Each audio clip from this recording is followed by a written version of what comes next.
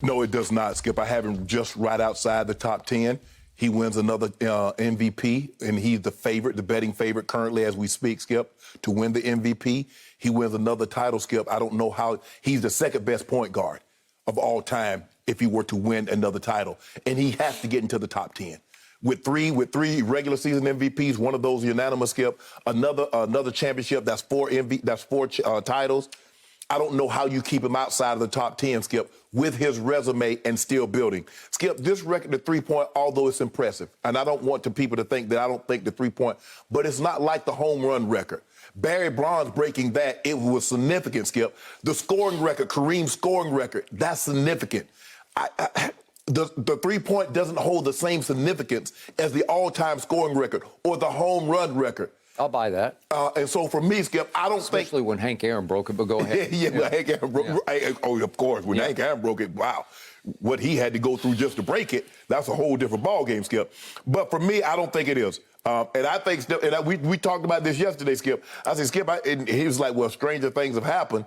I'm like, he actually going to try and break it because he realized the next 5 games were going to be on the road, Skip, and he wanted to have this moment in front of his home crowd. He did. I'm looking at the first half. I'm like, man, Steph got up 12 threes.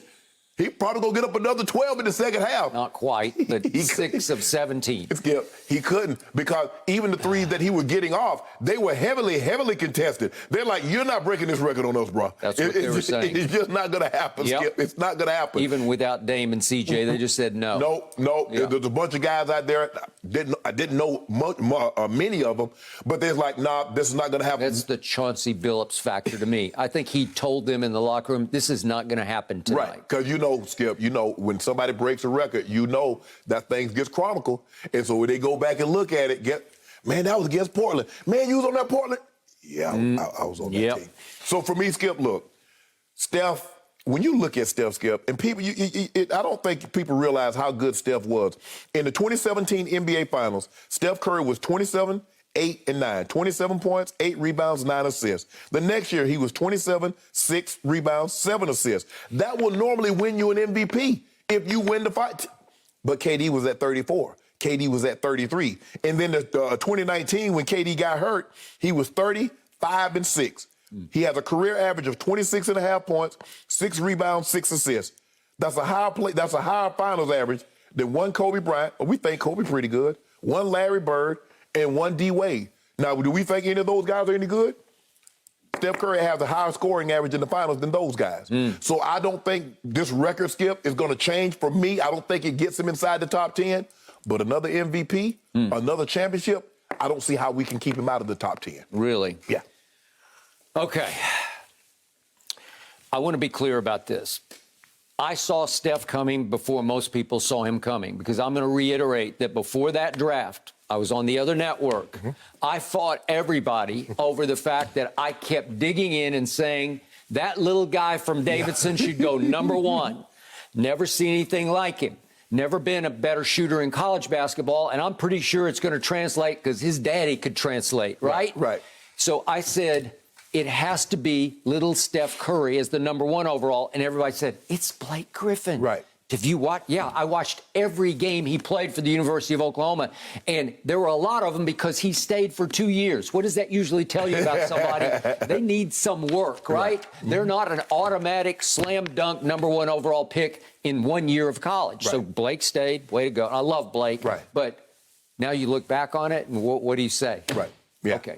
Fine. So it's not like I disrespected Steph from the start. But I always tell you, I say what I see, or in some cases, what I don't see. And all I know about Steph is that sequence of those last 3 games against your team, LeBron's 2016 Cavaliers, featuring LeBron and Kyrie, obviously, and Kevin Love, what happened in those last 3 games when they had a 3-1 lead, followed by what happened in the offseason, disqualified Steph. As lovable and as great a guy as he is, but it disqualified him from top 10 all-time status in my book. Because what did you tell me? Draymond fled into the parking lot he did it. crying tears, right? Yes. called KD, we got to have you. You got to come save us. And then Steph Curry leads the charge, the brigade. Yeah. They fly all the way as a group, all the way to the end of Long Island, where KD is vacationing on July the 4th to try to recruit him to come save us at Golden State. What great player would do that? Again, it's a disqualification because obviously Steph was the best player on that team. Yeah. And yet he's leading the contingent to say, we need you. But I think the thing is, Skip, that just goes to show you the sacrifice. D-Wade had to sacrifice. You don't think D-Wade pitched LeBron? Had he won a championship by himself? Yes. He had. Has Steph won a championship by himself? He had. Had he been the Finals MVP? He had But not. Skip, Andre Iguodala was. But Skip, you know Andre Iguodala didn't. I shouldn't say he won it.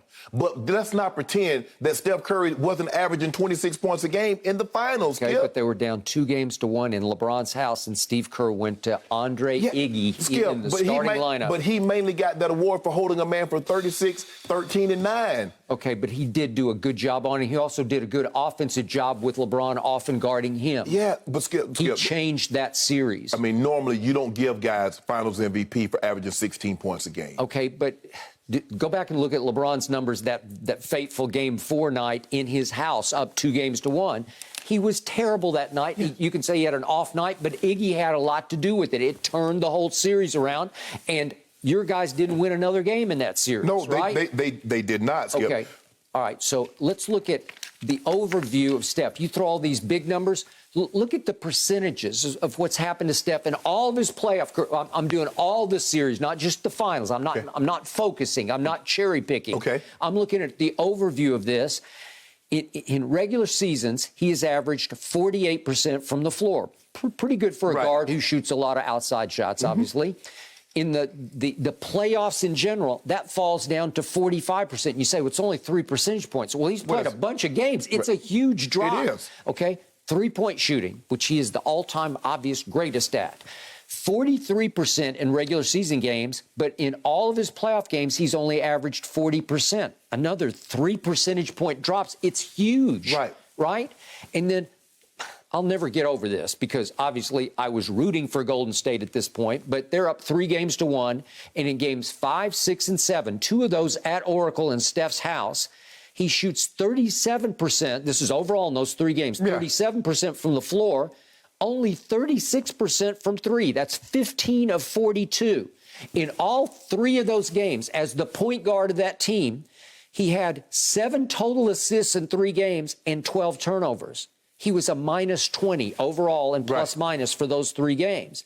And now we start looking at just the fourth quarter of those 3 games, 5, 6, and 7, 2 at Oracle.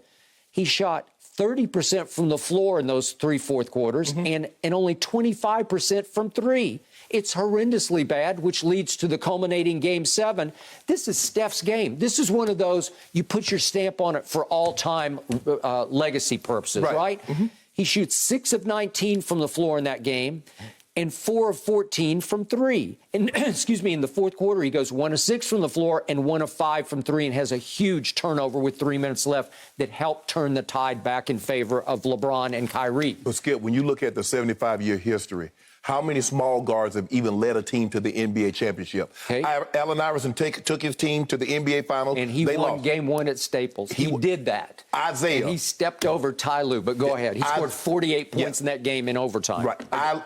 Isaiah led a team, the Detroit Pistons. He was a Finals MVP. They were back-to-back champions. Other than that, and Steph Curry, those are the only small guards. And I say small, Skip, I'm talking about 6'2" and smaller. Okay. Now, Magic Johnson. They give Steph 6'3", so is he taller than you give him credit for? But Allen was 5'11" to me, and Isaiah might have been 6'1", maybe. Yeah, but I think the thing is, Skip, when we think small, when we think guards, we think 6'4", 6'5", 6'6". Now you do. I agree. Magic was a big guard. Freakish. So and so that's what, and so Magic leading a team is not as shocking because Magic could play all 5 positions. Okay. There are not very many players ever that could play all 5 positions. Well, we saw it. Skip, we hear that where sometimes you hear in baseball, well, he's a 5'2" player. Well, I don't really see it. Griffey, 5'2", had outstanding defense, could hit for average, hit for power, could run the bases, do all that. this Magic can really play 5 positions because we saw him do it on the biggest stage, not the regular season game, Skip. We saw him jump center and run the point guard in the NBA Finals Game 6. 6 feet 9 inches tall. And 6'9". So a big guard. So I look at Steph Curry, and I still consider him a small guard. Okay. For him to do what he's been able to do, Skip, I don't think you're giving him enough credit. Okay. 2019 Finals. Mm-hmm. This is his time to shine. This is where, if you're that guy, you're a top 10 bound player where you're going to be remembered as one of the 10 best players ever. This is your moment to take over and put your stamp on your legacy as I did that in 2019. This is against Kawhi and the Raptors, okay, right? Mm-hmm. And what does he do in the whole 6-game series? Yeah. He shoots 34% from 3. Right. 34%. Game 6, he has a chance to force a Game 7 back in Toronto. I don't know what would happen. Obviously, the injuries started to occur. Right. But remember, you don't have KD for most of that, and you had him for a touch there. Yeah, he had like 12 minutes. Okay. And then, obviously, you end up losing Clay. Right. But you have a chance to put your stamp on this, and he's got a late shot, and it was a good look with 8 seconds left to win the game. Right. They were down 1. It could have put them up 2. Would Toronto have gotten a last-second shot? Would Kawhi have bounced one 17 times off the rim and made it? I don't know. But it was a chance. In your house, the crowd would have erupted and might have just broken the eardrums of the Raptors at that point, and he missed it. Right. Okay? I can't find anything in here where I say, whew, that's all time, and that's all time. You give me those numbers, but when you really start to boil it down to nitty-gritty time, I can't find it. But Skip, look, I think when we really look at it, there have been only a handful of players that score more in the playoffs than they do the regular season. I think LeBron has a higher scoring average in the playoffs. Kevin Durant, Michael Jordan. But for this, Skip, I mean, now, and I think... Okay, I get it. Defenses get better. Yeah, you're playing better. You're playing better team. You do things. And you're small, Skip. He's a small guard. Are you that guy or not that guy? He's that guy. But Skip, now, in order to be fair to him, if you're judging him by the harshest and saying, well, he won with KD's going to need to win one without Steph Curry to validate what you're trying to say about him. Because I believe there are a lot of people that have Steph Curry ranked higher on the career list than they have Kevin Durant, considering what he did without KD. Okay. Well, let me tell you this. If Kevin can pull off winning one this year, after what I saw last night in Houston from James Harden in his return to Houston, he's like a shell of himself. I can't see him. I can't recognize him. I don't know what's going on with him either, Skip. I don't know. He's starting to look a little old. That's what he's looking. Yeah. But here's the thing, Skip. That's what Kevin Durant needs. I think that's what Kevin Durant wanted to leave. Okay, Skip, he could have stayed in Golden State. There's no question in my mind. With him playing like this, nobody's beating him. No, if Kevin Durant's on Golden State, they're playing like they're playing currently, you're not beating Kevin Durant, Steph Curry. Even if Clay doesn't come, Clay is only 50% of himself. You're not beating that team.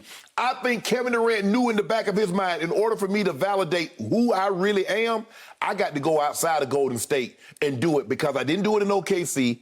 I was a great player, won an MVP, and people thought I was one of the 2 or 3 best players in all of basketball. Skip, if he wins one in Brooklyn, he wins one without Steph, without Draymond, and without Clay, it would mean more than the 2 that he did win. But you got to give him this. He took a whole lot of crap for making that choice to leave Russ and go join forces with those guys, and they had him down 3-1 themselves, right? I'm not so sure that's what the guy in Portland, we're going to talk about that. Okay. That's what he might be afraid of. Okay, I would agree with that. Bingo, I agree. But remember, Kevin took the weight of the NBA world's pressure on his skinny little shoulders to Golden State.